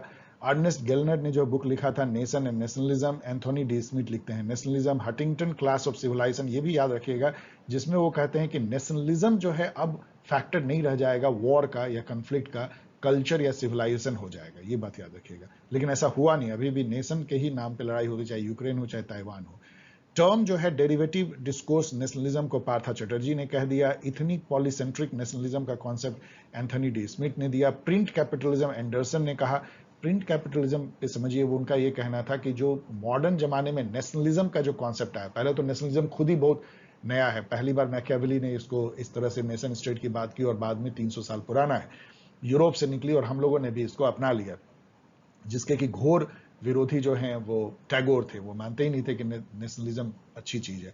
तो नेशनलिज्म के बारे में एंडरसन कहते हैं कि ये प्रिंट कैपिटलिज्म का प्रतीक है, मतलब कि प्रिंटिंग प्रेस से, बुक्स के थ्रू एक डिस्कोर्स बनाया जाता है, एक नेशन को क्रिएट किया जाता है एज ए इमेजिन कम्युनिटी। कुछ होती नहीं है लेकिन आपको बताया जाता है कि नहीं, हम लोग सब साथ थे, हिस्ट्री में ऐसा हुआ था, हम लोग मिल के रहते थे, हमारे मतलब डीएनए एक है, जीन एक है, कल्चर एक है, रेस एक है, हम एक हैं। तो नेशन को क्रिएट किया जाता है थ्रू प्रिंट, और वो कैपिटलिज्म का एक फंक्शन बन जाता है। क्लाइमेट चेंज के बारे में देखें तो स्टॉकहोम जो है अभी न्यूज में है, पूछा सकता है। यहाँ पहली बार 1972 में ह्यूमन इन्वायरमेंट पे यूएन के तत्वाधान में जो है वो हुई थी कॉन्फ्रेंस, क्लाइमेट कॉन्फ्रेंस हुई थी, उसका 50वां साल मनाया जा रहा है। इसको स्टॉकहोम +50 कहते हैं। इसी दिन जो है 5 जून को वर्ल्ड इन्वायरमेंट डे मनाया जाता है, इसका भी 50वां साल इस बार मनाया जा रहा है। इससे रिलेटेड है कि अर्थ डे 22 अप्रैल को मनाया जाता है, तो ये सब याद कीजिएगा। रियो समिट बहुत इंपॉर्टेंट है, रियो अर्थ समिट कहते हैं। 1992 में 20 साल बाद रियो +20 जो है वो सेलिब्रेट किया गया था, कॉन्फ्रेंस हुआ था 2012 में अगेन रियो में। क्योटो प्रोटोकॉल 1997 में, जिसके तहत पहली बार जो है बाइंडिंग टारगेट दिए गए थे डेवलप्ड कंट्री को सीएचजी गैस रिड्यूस करने का। पेरिस क्लाइमेट अकॉर्ड जो है 2015 में होता है, जिसमें यह डिसीजन लिया गया था कि प्री इंडस्ट्रियल टाइम के कंपैरिजन में 2 डिग्री से अधिक टेम्परेचर को बढ़ने नहीं दिया जाएगा, और हर कंट्री अपना अपना खुद ही नेशनली डिटरमिन करेगी कंट्रीब्यूशन सीएचजी एमिशन को घटाने के लिए। मॉन्ट्रियल प्रोटोकॉल जो है 1987 में आया, जिसके तहत कि सीएफसी, कार्बन फ्लोराइड का जो है उपयोग को रोक दिया गया, जिससे कि ओजोन होल जो स्ट्रेटोस्फेयर में होती है, जो अल्ट्रावायलेट रे को रोकती है, उसकी रक्षा की जा सके। ये बहुत सफल रहा। 26वां जो कॉन्फ्रेंस ऑफ पार्टी, सीओपी कहते हैं, क्लाइमेट चेंज पे जो कॉन्फ्रेंस होती है हर साल, वो ग्लासगो में हुआ था इंग्लैंड में। और अब जो है 27वां जो है इस साल होने वाला है शर्म अल शेख इजिप्ट में। इससे रिलेटेड जो टर्म्स हैं, सस्टेनेबल डेवलपमेंट 1987 में ये टर्म उभर के आया। बर्टलैंड कमीशन रिपोर्ट जो यूनाइटेड नेशन की थी, उसमें बुक लिखा था आवर कॉमन फ्यूचर, जिससे पहली बार सस्टेनेबल डेवलपमेंट का कॉन्सेप्ट दिया गया। ऐसा इकोनॉमिक डेवलपमेंट जो इन्वायरमेंट को बचा के ले सके, जिससे कि अगला जनरेशन भी आने वाला उतना ही डेवलपमेंट कर सके जैसा हम लोगों ने किया है।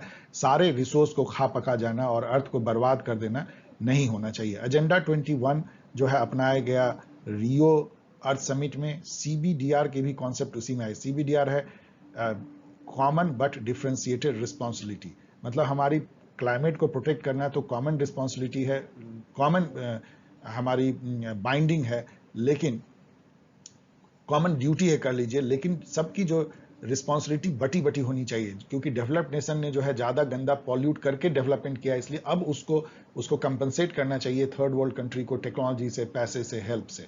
ये है CBDR। इंडिया और चाइना इसके लड़ते रहते हैं। CHG का मतलब होता है ग्रीन हाउस गैसेज, जिसमें सबसे इंपॉर्टेंट है कार्बन डाइऑक्साइड और वाटर वेपर एंड मीथेन, ये सब भी हैं उसमें, लेकिन सबसे अधिक CHG जो ग्रीन हाउस गैस, इसलिए इसको कहते हैं कि ये ग्रीन हाउस इफेक्ट पैदा करता है। यानी ये क्यों ऐसा होता है कि ये अर्थ से जो एनर्जी निकलती है, अर्थ का अपना कोई हीट नहीं होता है, वो सन से लेता है, तो सन से जो लेती है वो शॉर्ट छोटे छोटे वेव में आते हैं, वो अर्थ तक आ जाते हैं। दोपहर के बाद जब अर्थ उसको रेडिएट करती है तो लॉन्ग वेव में करती है, ये बड़े वेवलेंथ होते हैं, और वो CO2 में एक ले लीजिए उसमें ट्रैप हो जाती है, तो कंबल का इफेक्ट होता है। CO2 जो है कंबल जैसा जो है वो ढक लेता है और उससे अर्थ का इन्वायरमेंट गर्म होता चला जाता है, इसलिए CHG एमिशन को अच्छा नहीं माना जाता है।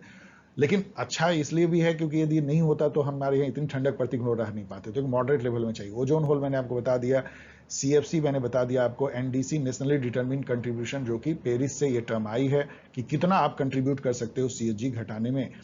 UNFCCC का मतलब है United nation framework convention on climate change, एक और C जोड़ दीजिए इसमें, और ये रियो समिट में बनी थी, और इसी के जो साइनिंग पार्टी हैं उनको कॉन्फ्रेंस ऑफ पार्टी कहते हैं, जो हर साल होती है। कार्बन ट्रेडिंग का मतलब ये होता है कि यदि कोई कंट्री या कोई कंपनी खुद CHG गैस नहीं, CO2 को नहीं रिड्यूस कर पा रही है और दूसरा कोई अपने टारगेट से ज्यादा कर रहा है, तो उसको पैसे देके वो खरीद सकती है ये क्रेडिट को। इससे मतलब ये हुआ कि बढ़ावा दिया जाएगा जो CHG को घटाए। एजेंसी जो है यूनाइटेड नेशन एनवायरमेंटल प्रोग्राम की जो हेडक्वार्टर है वो कीनिया में है। बहुत थोड़े से ऐसे ऑर्गेनाइजेशन हैं जो कि यूरोप से या अमेरिका से बाहर हैं, उसमें से एक UNEP है। IPCC जो ऑर्गेनाइजेशन है, inter governmental panel on climate change, इसमें भारत के भी RK पचौरी रहे थे। इसको 2007 में नोबेल प्राइज मिला था, उस समय अल गोर और पचौरी जी मिल करके उस प्राइज को लिए थे। ये रिसर्च करती रहती है क्लाइमेट चेंज पे। So that's all, I think कि मैंने काफी कुछ कह दिया है। सो थैंक यू, और यदि ये वीडियो पसंद आया हो तो शेयर करें, सब्सक्राइब करें, कमेंट करें। इस तरह से आप मुझसे जो है सवाल पूछ सकते हैं, मैं आपके जवाब देता हूं, लेकिन छोटे छोटे सवाल पूछे, और ऐसे ना पूछे कि सर आपके गाइड पढ़ के मैं क्या कंप्लीट कर जाऊंगा, इस तरह कोई जवाब नहीं होता। और इसका भी कोई जवाब नहीं होता कि JNU के लिए कट ऑफ कितना जाएगा। ये दो बहुत मोस्ट पॉपुलर क्वेश्चन मुझे मिलते हैं और मेरे पास दोनों के जवाब नहीं है। यदि आपने अभी तक गाइड नहीं लिया तो अभी भी ले सकते हैं, 24 घंटे में भी बहुत फर्क पड़ जाएगा। इस जगह से आप इसको अमेज़न से डाउनलोड कर सकते हैं, लिंक दिया गया है। लास्टली मैं आप सबको बहुत बहुत शुभकामना देता हूं, वेल विशेस देता हूं, गुड विशेस देता हूं, ऑल द बेस्ट कहता हूं कल के एग्जाम के लिए। आपको पता है कि आपने जितनी मेहनत की है उससे कम मेहनत मैंने नहीं किया है, मैंने आपके साथ मेहनत किया है, इसलिए मुझे बहुत उत्सुकता रहेगी ये जानने की कि आपने कैसा किया, क्या आपने टिप्स एंड ट्रिक अपनाया, क्वेश्चन का लेवल क्या था। आप कल, मैं ढेर सारे मेल में एक्सपेक्ट करता हूं। आप सभी लोग जो है जितने क्वेश्चन रिकॉल कर सकते हैं मेमोरी से कीजिए, उसको जल्दी जल्दी आके जॉट डाउन कीजिए। आते समय में बस या कार में जो है अपने मोबाइल में जो है बोल करके टाइप कर लीजिए या लिख के टाइप कर लीजिए और शाम तक मुझे भेजिए, जिससे कि मैं एनालाइज कर पाऊं कि CUET PG का क्वेश्चन कैसा था। एंड यदि क्वेश्चन आसान आए तो मुस्कुराइए, यदि टफ आए तो और ज्यादा मुस्कुराइए। यही जीवन की रीत है। इस प्रोसेस को एंजॉय कीजिए, कूल रहिए, कॉन्फिडेंट रहिए, तभी एग्जाम अच्छा जाएगा। Happy go lucky. कभी टेंशन में मत आइए, टेंशन से वो आता हुआ भी क्वेश्चन आप नहीं कर पाएंगे, और कूल रहेंगे तो बहुत सारे क्वेश्चन जो नहीं आते हैं वो भी अपने गट फीलिंग से, सबकॉन्शियस मेमोरी से याद करके कर लेंगे। So okay, all the best, bye.